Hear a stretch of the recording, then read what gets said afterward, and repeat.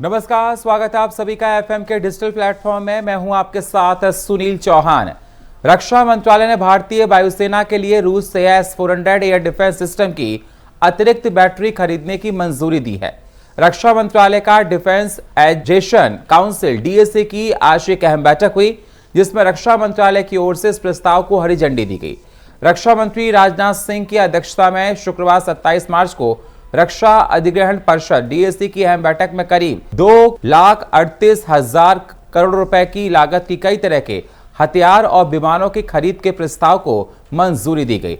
DAC की बैठक में रक्षा मंत्री राजनाथ सिंह ने भारतीय वायुसेना के लिए रूस से लंबी दूरी की सतह में हवा में मार करने वाले S-400 मिसाइल सिस्टम के अलावा medium transport aircraft, remotely piloted strike aircraft और Su-30 एयरो इंजन एग्रीगेट्स के ओवरहॉल के प्रस्तावों को मंजूरी दी है।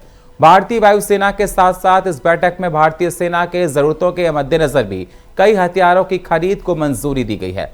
बैठक में भारतीय सेना के लिए air defence tracked system, armour piercing tank ammunition, high capacity radio relay, Dhanush gun system और runway independent aerial surveillance system को मंजूरी दी गई है। एयर डिफेंस ट्रैक्ट सिस्टम भारतीय सेना को रियल टाइम वायु रक्षा, नियंत्रण और रिपोर्टिंग क्षमता प्रदान करेगा, जबकि हाई कैपेसिटी रेडियो रिले भरोसेमंद और निर्बाध संचार को सुनिश्चित करेगा।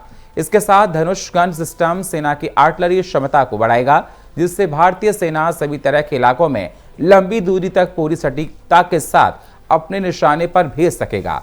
भारतीय वायुसेना के मीडियम ट्रांसपोर्ट एयरक्राफ्ट AN-32 और IL-76 के बेड़ी की जगह शामिल किए जाएंगे।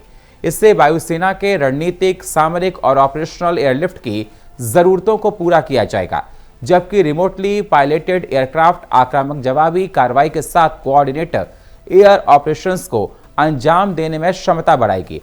इसके साथ ही एयरक्राफ्ट स्टील, इंटेलिजेंस, निगरानी और टोही गतिविधियों को भी काफी समर्थन देगा। इसके अलावा DAC के भारतीय तटरक्षक बल के लिए heavy duty air cushion vehicles की खरीद को भी मंजूरी दी है। इन व्हीकल्स का इस्तेमाल मल्टीपर्पज समुद्री तटीय अभियानों में किया जाएगा, जिससे हाई स्पीड तटीय पेट्रोलिंग, टोही खोजी और बचाव अभियान, जहाजों की मदद और कर्मियों के साथ लॉजिस्टिक के परिवहन जैसे काम शामिल होंगे। भारत ने साल 2018 में रूस के साथ S-400 air defence missile system खरीदने के लिए 40,000 करोड़ की डील की थी। इस डील के तहत भारत को 5 स्क्वाड्रन मिलने हैं, जिनकी डिलीवरी 2021 में शुरू हुई थी।